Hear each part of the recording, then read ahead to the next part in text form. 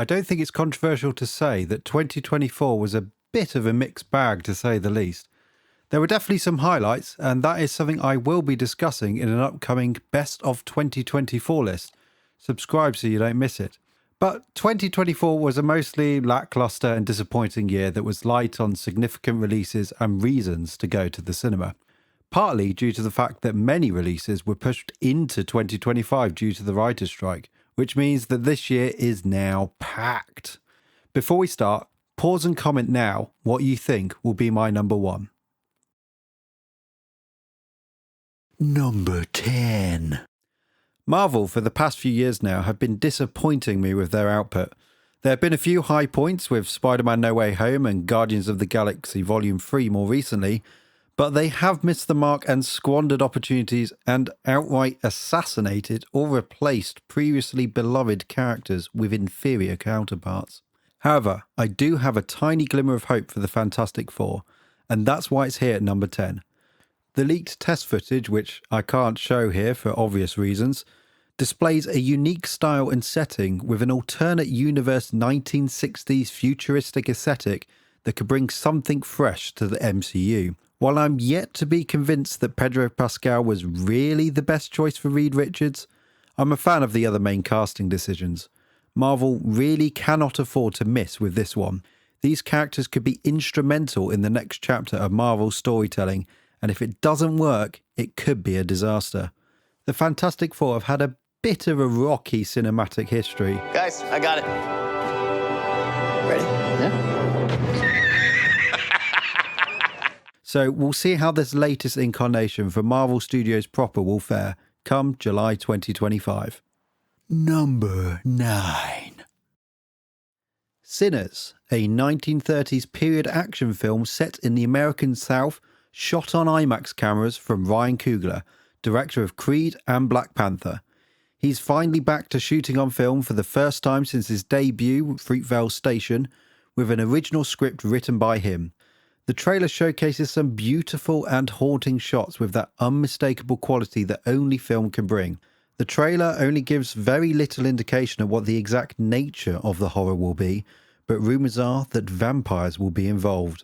I'm not the biggest fan of horror in general, which is why this isn't higher on the list, but with a stylish trailer and Coogler at the helm, I'm certainly going to give it a watch.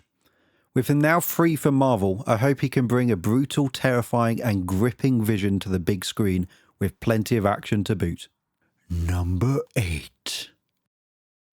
I'll admit, I know almost nothing about the 1980s Running Man film, other than it's some sort of futuristic action film starring Arnold Schwarzenegger that I think was based on a novel. I know, I should see it. Let me know in the comments if you'd like me to do a review of that film. But Edgar Wright is currently filming a new version, with Glenn Powell in the lead role, which is said to be closer to the source material. My main interest in this comes from Edgar Wright's involvement. His early work with Simon Pegg and Nick Frost with the Cornetto trilogy are British comedy classics, and some of my favourite films. But with little to no promotional material to go on, it's at number 8 on this list. Number 7. I'm afraid I have another confession to make. I've never seen 28 Days or 28 Weeks Later. I know, once again, I need to see them, but I am a fan of Danny Boyle's work from Trainspotting to Slumdog Millionaire and 127 Hours, and I have an interest in the zombie genre, though I'm glad that it's had a bit of a break in recent years. Setting this film almost 30 years after an initial outbreak, I think could offer a really unique take on the genre. The concept reminds me of some of my favourite sections from the World War Z book, as humanity is adapted to living with the living dead. The trailer is a work of art, giving you just enough to be intrigued without revealing too much. A perfect tone setter. It's the best trailer of the year, easily. It perhaps hints at the infected themselves forming some sort of primitive society, learning how to trap and ensnare their human prey. The film also has a stellar cast which includes Jodie Comer, Aaron Taylor-Johnson and Ralph Fiennes.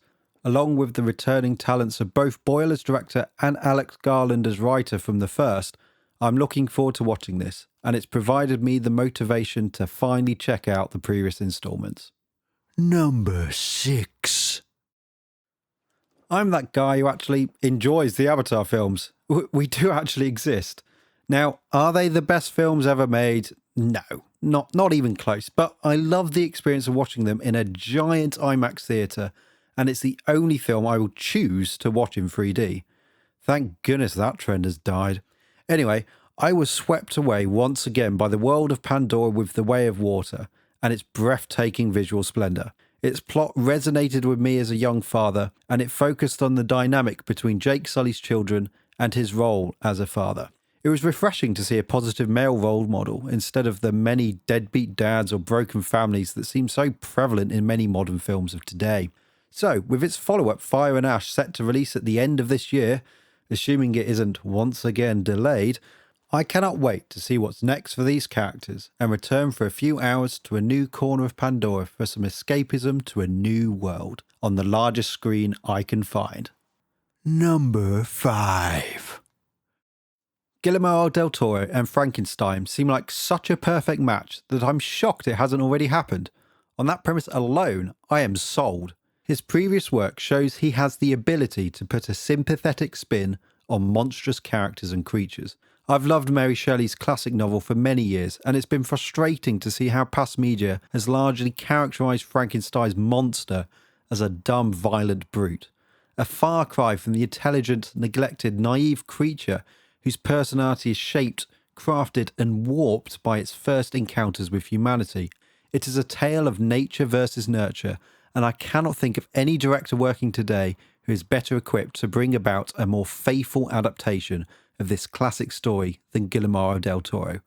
But with only a few behind-the-scene images to go off for now, it remains at number 5.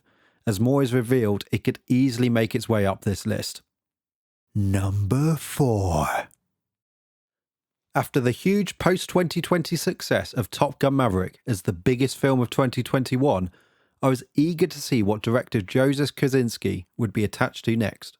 It seems he is moving from the air to the track with a focus on a fictional F1 driver played by Brad Pitt, bringing the same in-camera practical approach and butt-clenching action of aerial combat to the world of Formula One. Many articles have already been written about the dedication to realism, bringing in Lewis Hamilton to consult and filming during actual F1 race weekends.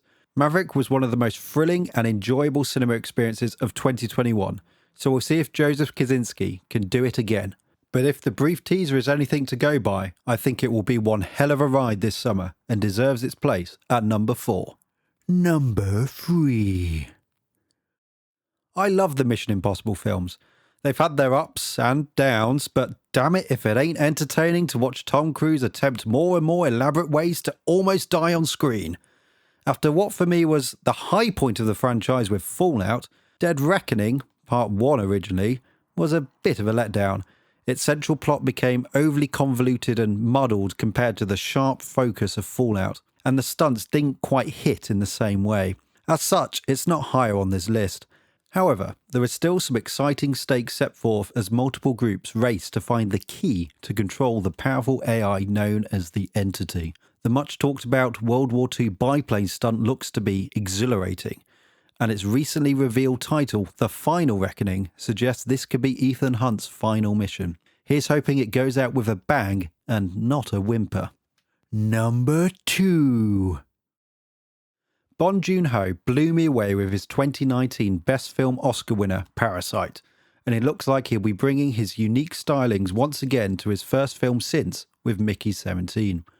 Based on a novel by Edward Ashton, it stars Robert Pattinson as Mickey, a disposable, someone who is able to be sent into dangerous scenarios to push human exploration further and be brought back again as a new copy, whilst retaining his memories. Things appear to go awry when he realises he's not the only Mickey left alive. This director tackling the sci-fi genre would put it high on my list all on its own. But with a dark, humorous sci-fi concept and some bizarre scenarios with what appears to be another standout performance from Robert Pattinson, this is straight up to number 2. Seriously, if you haven't seen this guy in anything since Twilight, you're missing out on a good time. After getting delayed from early 2024, this film looks to be finally coming out, and I can't wait to see where this wild ride takes me in April 2025. Number 1. This was my number 1 even before the trailer came out. Maybe I'm just coping, but I really want this film to turn out great. James Gunn has proved he can take a bunch of obscure misfit characters, give them heart, humanity, and bring you along with them on a wild adventure. He's had great success doing this for Marvel with Guardians of the Galaxy, and more recently with the Suicide Squad for DC. Now that he's the creative lead for DC on film going forwards, a lot is riding on his upcoming Superman film to not only be a success, but a big enough one to justify the next 10 years of DC on film. I believe now would be the perfect time to have an optimistic, old-school Captain America-style Boy Scout Superman to usher in this new era. I enjoyed Man of Steel at the time, but I do think it's time to stop deconstructing our heroes and reconstruct and restore them to their former glory. As much as I think Cavill deserved a chance at a proper optimistic, non-mopey version of the character, it's unfortunately time to move on. Man, Henry Cavill really gets screwed around with these roles, hey? Fuck. The casting decisions are inspired, from Nicholas Hoult as Lex Luthor to the brilliant Rachel Brosnahan from The Marvelous Mrs. Maisel as Lois Lane, and David Corenswet, who if nothing else certainly looks the part.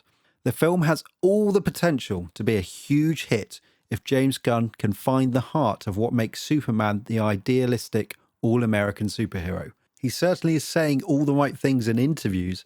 Let's hope it translates to something great, a film that can unify the fan base and all of us around Superman as a beacon of hope, a man who stands for truth, justice, and the American way. So, do you agree with my list? Am I completely wrong, or is there a film I missed? What would be on your top 10 most anticipated list? Let me know in the comments below. If you'd like to help feed my cinema habit, then click that subscribe button below. Thanks for watching. I'm working on a best of 2024 list and maybe another not so positive list for 2025 as well. Take care. I'll see you in the next video.